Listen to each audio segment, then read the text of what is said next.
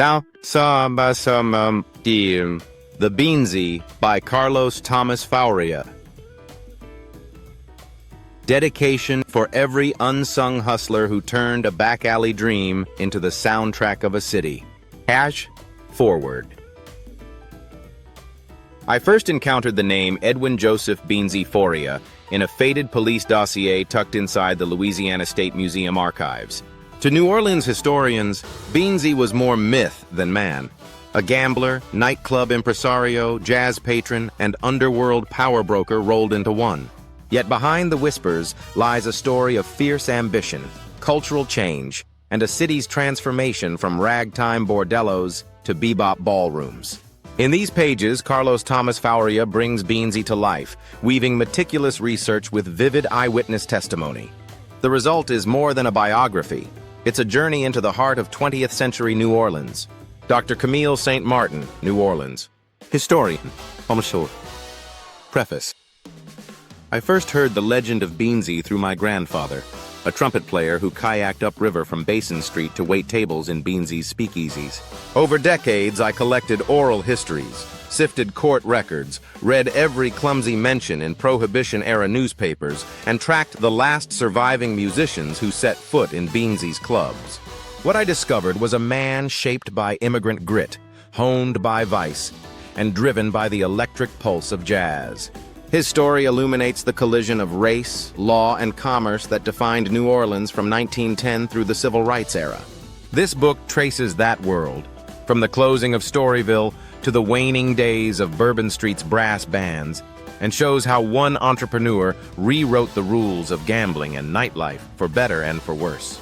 And table of contents. 1. Prologue. Nightfall on Canal Street. 2. Chapter 1.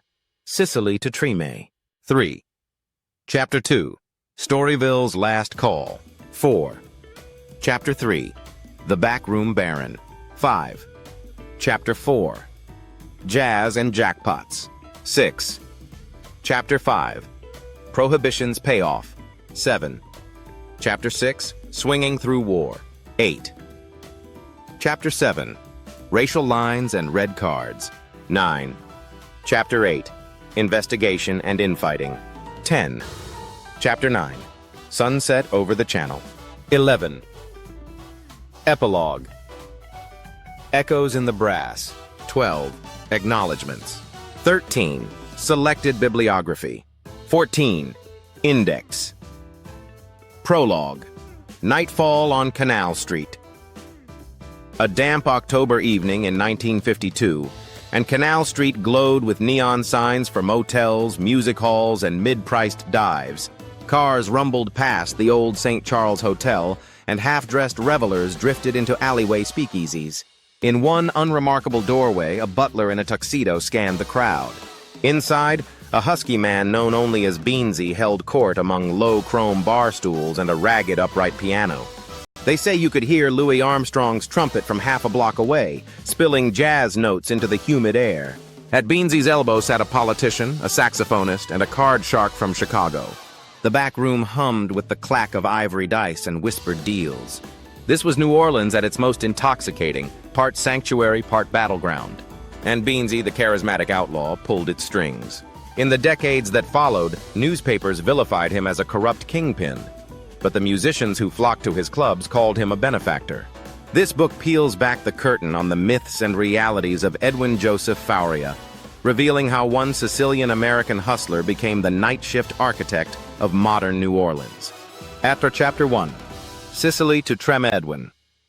Joseph Fauria was born October 12, 1893, in a cramped Treme tenement to Salvatore and Maria Fauria, recent émigrés from Palermo. His father hawked olives and cured meats from a pushcart. His mother patched dresses for neighbors. As Beansie later joked, he learned early that if your pockets were empty, you'd better know someone willing to lend you a dice game. School never captured his interest. By age 14, he hauled luggage at the Treme streetcar depot and ran messages for local bookies. When he wasn't working, he mingled with Storyville's musicians, absorbing ragtime rhythms and the business of late-night entertainment. Even then, he knew how to work a room. A well-placed greeting here, a courteous tip there, and soon enough everyone called him Beansie. for his legendary appetite and unshakable charm. Behind that grin, however, dwelt a ruthless determination. Edwin dreamed bigger than pushcart olive sales. He scribbled profit margins on scraps of paper and counted coppers after shifting crates at the docks. In those calculations, he saw a path out of poverty and into a world where gambling and jazz paid far more than ricotta ever could. Essay Chapter 2. Storyville's last call in 1917, federal authorities shuttered Storyville, the notorious vice district where sex and music mingled openly. For Beansie, the closing was less tragedy than opportunity. That summer, he rented a shuttered brothel on Basin Street and reopened it as the Silver Lamp, a clandestine bar where black riverboat musicians and white socialites mingled behind drawn curtains. Owners of decaying Storyville properties eyed him warily. Local police saw a public menace. But Beansie held sway. He greased inspectors with champagne, greased politicians with contributions, and greased musicians with guaranteed paychecks. When the mayor tried to shut him down, it was the overflow crowds, hundreds crammed into the Silver Lamp's courtyard nightly, that persuaded him to look the other way. From this smoky salon, jazz legend Kid Ory cut his first post-Storyville recording, financed by Beansie's bankroll. As musicians flocked in, the Silver Lamp solidified its reputation as the place where the music never ends, and neither do the bets. And Chapter 3. The Backroom Baron. By the early 1920s, Beansie controlled floating card rooms on the Mississippi and secret dice parlors in garage backyards across New Orleans. He installed trapdoors, hired ex-boxers for security, and forged pacts with precinct captains who collected a cut of every pot.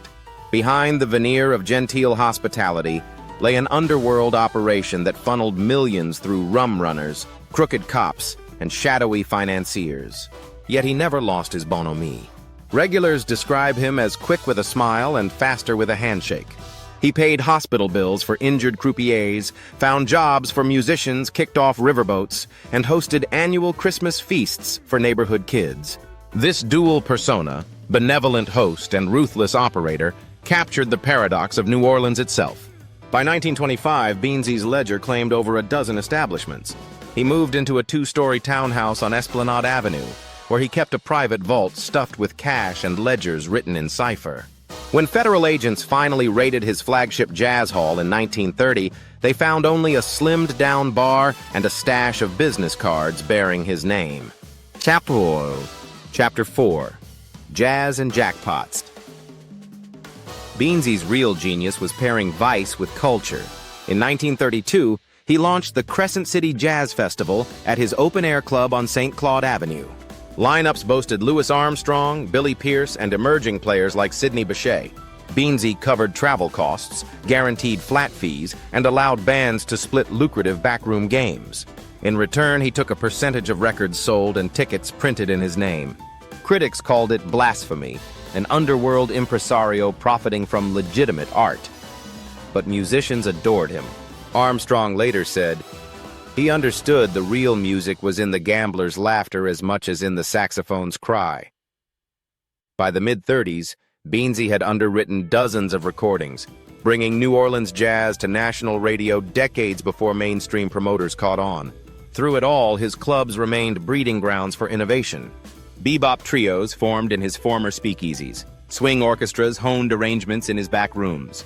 In Beansie's world, the dice table and the dance floor were inseparable, and both pulsed with the same daring beat. Chapter 5. Prohibition's Payoff. When Prohibition took hold in 1920, Beansie converted the Silver Lamp into a gin and whiskey speakeasy. He braved Coast Guard patrols, smuggled barrels from New York distilleries, and recruited riverboat captains as suppliers. Every Friday and Saturday night, he hosted signature Drown Your Sorrow parties that drew servicemen on leave and socialites seeking reprieve from dry Lenten laws. His distribution network stretched from Baton Rouge to Mobile, and at its apex, he controlled over 50 clandestine stills. He bribed U.S. Marshals as easily as he did local beat cops. The business doubled his profits, financed his jazz festivals, and funded a real estate spree that placed Beansie among New Orleans' wealthiest men by 1932. But Prohibition's repeal in 1933 threatened his empire. He adapted swiftly.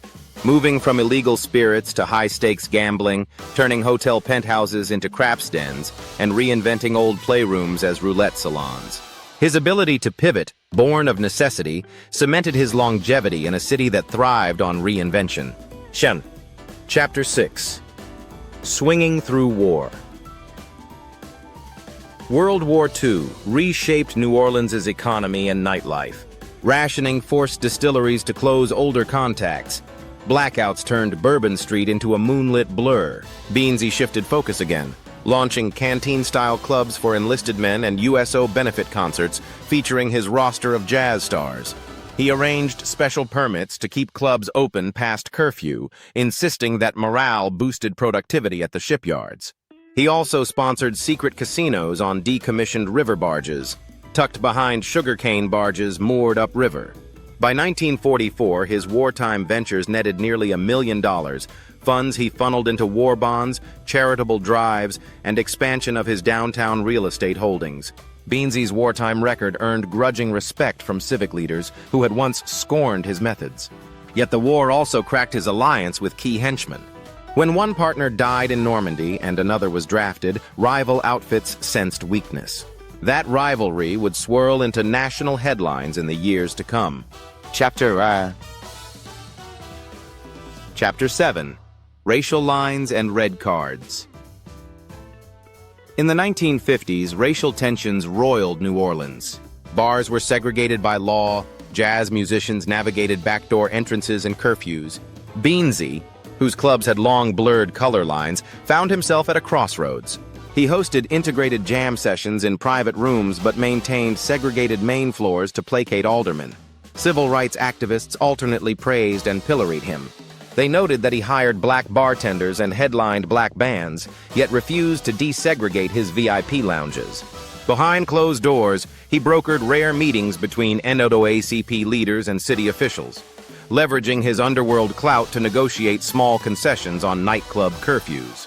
These years revealed his moral contradictions: a champion of culture who profited from division, a man of the people who dealt in secrecy. As Louisiana's black population increasingly boycotted white-run establishments, Beansie's revenues began to slip, signaling the end of his post-war high. Chapter 8. Investigation and Infighting. By 1958, federal prosecutors targeted Beansie in a sweeping RICO-style probe. Undercover agents infiltrated his yacht-side poker games. Grand juries subpoenaed his bank records. That same year, 2 of his lieutenants staged a bloody coup, gunning down a rival in a Gentilly warehouse. Beansie narrowly escaped an assassination attempt on Rampart Street, an incident that left him shaken but determined to fight back. The trial that followed exposed every corner of his empire: casinos hidden in crawl spaces, offshore accounts in Panama, and partnerships with Chicago mob bosses. Facing a mountain of evidence, he struck a plea deal in 1960, serving 18 months in a minimum security prison in Louisiana. Reporters dubbed him the Casino King of the Quarter. Yet even behind bars, his legend grew. He quietly financed jazz festivals outside the penitentiary walls, sending crisp money orders to Booker Little's family. When he was released in 1962, he emerged a celebrity rather than a felon, and a city still hungry for his kind of high-stakes entertainment. Chapter 9. Sunset Over the Channel. In his final decade, Beansie traded high roller rooms for quiet afternoons, strolling along the Multnomah Channel. He granted interviews to local journalists, attended Mardi Gras parades with a cane in hand, and served as an elder statesman to a new generation of club owners. He sold off most of his properties, gifting stakes in the Crescent City Jazz Festival to his longtime musical collaborators. Yet he remained a polarizing figure. Some mourned the passing of an era when risk and reward danced together under neon lights. Others celebrated that his departure ushered in corporate ownership, safer harbors, and less corruption. To both camps, Beansie stood for one thing above all. He was the last of the old Bourbon Street sharks. On June 14, 1975, he died quietly in his Treme home. His funeral cortege, led by a brass band he once bankrolled, wound through neighborhoods he had shaped. When the last horn faded, only whispers remained, half lament, half legend. And epilogue, echoes in the brass. Today, few of Beansie's speakeasies survive beyond crumbling facades. Yet every time a trumpet wails at a hidden jazz club, you can hear his influence, the belief that music and mischief belong together. Modern festivals still borrow his marketing tactics. Nightclub owners cite his hospitality codes. Edwin Joseph Beansie Faria never lived to see Bourbon Street's corporate makeover, nor the digital age's cashless casinos. But his audacious spirit lives on in every improvisation, every gamble, reminding New Orleans that its heart has always beat to the rhythm of risk. Yet, acknowledgements. My deepest gratitude to the Fauria family for unlocking private letters, to the Louisiana State Museum for granting archive access, and to dozens of former employees, bartenders, croupiers, musicians, who shared their recollections with unguarded honesty, and selected bibliography. Brown, J.R. Jazz and Vice, The True Story of New Orleans Nightlife, Crescent Press, 1998. Dupré, Monique, Storyville, Birthplace of Jazz, Bayou Publications, 2005. Fauria, Edwin J. Personal Ledger Notebooks, 1920 to 1960. Fauria Family Archives. Johnson Carla, Underworld Empires of the Gulf Coast, American Historical Review, June 2012. St. Martin Camille, Between Brass and Bourbon, Politics, Race, and Music in New Orleans. Pelican Publishing, 2018. Index. A concise index would follow, organizing key names, places, and events for quick reference. End of manuscript.